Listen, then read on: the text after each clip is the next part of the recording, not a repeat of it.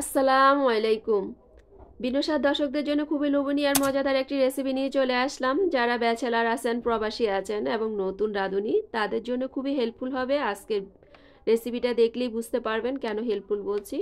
ঘরে থাকা যে উপকরণগুলো আছে সেগুলো দিয়ে কিন্তু এই বিরিয়ানিটা রান্না করব। এখানে নিয়েছি 1 কাপ পরিমাণ রান্না করার জন্য তেল, 1 কাপ পরিমাণ পেঁয়াজ কুচি, আদা রসুন কুচি, 1 কাপ পরিমাণ টমেটো কুচি, 1 কাপ 1.5 টেবিল চামচ নিয়েছি গোলমরিচ, 1 চা চামচ নিয়েছি জিরার গুঁড়া, দারচিনি, লং, এলাচ, জায়ফল, জৈত্রিক, তেজপাতা কয়েকটা করে নিয়েছি, দুই একটা করে নিয়েছি। তার সাথে নিয়েছি 1 চা চামচ সরিষা, সাদা সরিষা, আর নিয়েছি সয়া সস 1 চা চামচ, 1 টেবিল চামচ সস, স্বাদ মতো লবণ, 1 চা চামচ শুকনো মরিচ, 1 টেবিল চামচ ঘি। এখন নিয়েছি 1 কেজি পরিমাণ পোলাও চাউল। ভালো একটা ব্র্যান্ডের পোলাও চাউল নেওয়ার চেষ্টা করবেন। আমি নিয়েছি এখানে 1 কেজি পরিমাণ চিনি গুঁড়া পোলাও চাউলটা এখন পানি দিয়ে ভিজিয়ে রাখবো, এতে করে বিরিয়ানিটা ঝরঝরা হয়। সেই জন্য সবসময় চেষ্টা করবেন রান্না করার আগে চাউলগুলো ভিজিয়ে রাখার জন্য। এখানে 2 কেজি পরিমাণ মুরগির মাংস নিয়েছি। মুরগির মাংসটাকে আমি ভালো করে কেটে ধুয়ে পরিষ্কার করে পানি ঝরিয়ে নিয়েছি। স্বাদ মতো লবণ আর 1 চা চামচ শুকনো মরিচের গুঁড়া দিয়ে মেখে নিব। আপনারা আপনাদের পছন্দ মতো করে পিস করে নিতে পারেন। আমি এরকম পিস করেছি। মুরগির আমি শুধু ঘি, কলিজা ছাড়া আর সবই নিয়েছি। আপনারা আপনাদের পছন্দ মতো পিসগুলো দিয়ে রান্না করতে পারেন। এখানে জায়ফল, জয়িত্রী, জিরা, গোলমরিচ, তেজপাতা সব কিছু পরিমাণ মতো দিয়ে এখন একটা ব্লেন্ডার জারে গুঁড়ো করে নিব। আপনারা চাইলে এখানে পাটা দিয়েও বেটে নিতে পারেন। ব্লেন্ডার জারে আমি একটা গুঁড়ো করে নিয়েছি। আপনারা কালারটা দেখেই বুঝতে পারছেন বিরিয়ানির কালার, মশলাটা কত সুন্দর কালার এসেছে। এইভাবে করে সবসময় কিন্তু 12 মাসে আপনারা মশলা তৈরি করে গুঁড়ো করে রেখে খেতে পারবেন। এখানে নিয়েছি আদা রসুন। আদা রসুনটাও আমি একটা ব্লেন্ডার জারে পেস্ট করে নিয়েছি। এখন এটা সাইডে রেখে টমেটো কুচি 1 কাপ পরিমাণ, পেঁয়াজ কুচি 1 কাপ পরিমাণ একটুখানি ঘুরিয়ে আমি এর মধ্যে আমল বাদাম আর কাজু বাদাম নিয়েছি। আপনারা চাইলে এখানে চীনা বাদামও ব্যবহার করতে পারেন। একসাথে আমি পেস্ট করে নিয়ে সাইডে রেখে দেব। আমি চুলার মধ্যে আধা কাপ পরিমাণ তেল দিয়ে একটা কড়াই বসিয়ে দিয়েছি মুরগি ভাজার জন্য। আপনারা চাইলে মুরগিটা না ভেজেও রান্না করতে পারবেন। এখন তেলটা গরম হয়ে গিয়েছে, এর মধ্যে আমি একে একে সবগুলো মুরগির পিস দিয়ে চুলার জালটা বাড়িয়ে 2-3 মিনিটের মতো ভেজে নিব। এই পাশ ওই পাশ বেশি কড়া করে ভাজতে যাব না, হালকা ভাজা দিয়ে আমি এগুলোকে উঠিয়ে রাখবো। আপনারা চাইলে মুরগি কাঁচাও রান্না করে বিরিয়ানি রান্না করতে পারেন, তবে এভাবে রান্না করলে মুরগির যে মাংসটা সেটা বিরিয়ানির সাথে খুলে যাবে না, চাকচাক হয়ে থাকবে পিসগুলো। সেজন্য আমি এভাবে ভেজে নেই, আর খেতেও খুবই মজা হয়। আমি লবণের পরিমাণটা একটু বেশি দিয়ে কিন্তু মুরগিটা ভেজে নিয়েছি। আপনারাও চেষ্টা করবেন একটু লবণের পরিমাণটা বেশি দিয়ে ভাজার জন্য। মশলার মধ্যে পরিমাণটা একটু কম দিলেই হয়, এতে করে মাংসের ভিতরে পর্যন্ত লবণ প্রবেশ করে। এখন আমি আগে থেকে যে পেঁয়াজ আর টমেটো, বাদাম এগুলোকে তেলের সাথে দিয়ে 2-3 মিনিটের মতো ভেজে নিব। এখানে আমি পেঁয়াজ কুচি আর লাগাবো না, আমি বাটা যে পেস্ট করা জিনিসগুলো সেগুলো দিয়ে কিন্তু আজকের বিরিয়ানিটা রান্না করব। এভাবে ভেজে নেওয়া হয়ে আসলে আগে থেকে যে আদা রসুনটা পেস্ট করে রেখেছি সেটা দিয়ে দিব। এখানে আমি পরিমাণটা একটু বেশিই দিয়েছি, কারণ আমি আর যে চাউলটা সেটার মধ্যে আর কোনো কিছু ব্যবহার করব না। আমি একবারে মুরগির মাংসের মধ্যে যা যতটুকু দরকার বিরিয়ানির সবগুলো একবারেই ব্যবহার করব। সেজন্য একসাথে দিয়ে আমি এগুলোকে 3-4 মিনিটের মতো ভালো মতো কষিয়ে নিব ভাজা ভাজা করে।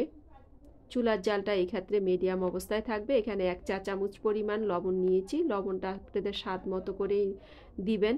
এখানে যদি লবণের পরিমাণ একটু বেশি হয় সমস্যা নাই, চাউলের মধ্যে একটুখানি কম দিয়ে রান্না করবেন, তাহলে আপনারা ব্যালেন্সটা বুঝতে পারবেন। এখন মুরগির মাংসটাকে আমি ভালো মতো ভেজে নিয়েছি কয়েক মিনিট। এভাবে করে 1 কাপ পরিমাণ পানি দিয়ে, এটাকে বেশি পানি দেওয়া দরকার নেই যেহেতু এটা ব্রয়লার মুরগি, সেজন্য দ্রুতই হয়ে যায়। আর মুরগিটা আমি কি ভেজে নিয়েছি সেজন্য বেশি সময় লাগবে না। আমি কাঁচামরিচ দিয়ে এখন এটাকে ভালো মতো নেড়ে চেড়ে সাইডে আমি একটা চুলার মধ্যে তেল ওঠা পর্যন্ত এটাকে ভেজে নিব। এখন এই চুলাটার মধ্যে আমি একটা কড়াই দিয়েছি, তার মধ্যে আধা কাপ পরিমাণ তেল, দারচিনি, লং, এলাচ, পেঁয়াজ কুচি দিয়ে একটু ব্রাউন হওয়া পর্যন্ত, বাদামি কালার হওয়া পর্যন্ত আমি এটাকে ভেজে নিব। আমি আগে থেকেই যেই চাউলটা ভিজিয়ে রেখেছিলাম সেটাকে ধুয়ে পানি ঝরিয়ে নিয়েছি। এখন এই বাদামি কালার হয়ে যাওয়া পেঁয়াজের সাথে, পেঁয়াজের বেরেস্তার সাথে চাউলটাকে ভেজে নিচ্ছি। আপনারা চাইলে কিন্তু পানি দিয়েও চাউল না ভেজেও রান্না করতে পারবেন, তবে ভেজে নিলে আমার কাছে খুবই মজা হয়, সেজন্য আমি একটু ভেজে নিচ্ছি। চুলার জালটা বাড়িয়ে আমি এখন এই চাউল ভেজে নেওয়ার পরে মুরগিটা যেই রান্না করে রেখেছিলাম সেই মুরগিটা একসাথে মিক্স করে দিচ্ছি। এভাবে করে নেড়ে চেড়ে কয়েক মিনিট, প্রায় 2-3 মিনিটের মতো আমি নেড়ে চেড়ে নিচ্ছি চুলার জালটা বাড়িয়ে। এখন আমি 2 কেজি পরিমাণ পানি দিয়েছি। পানি দিয়ে আমি এখন চুলার জালটা বাড়িয়ে বলক আসা পর্যন্ত ঢাকনা দিয়ে এটাকে রান্না করে নিব। আপনারা চাই বলক আসার পর চুলার জালটা একদম লো হিটে কিন্তু বিরিয়ানি বা পোলাও যে কোনো কিছুই রান্না করবেন।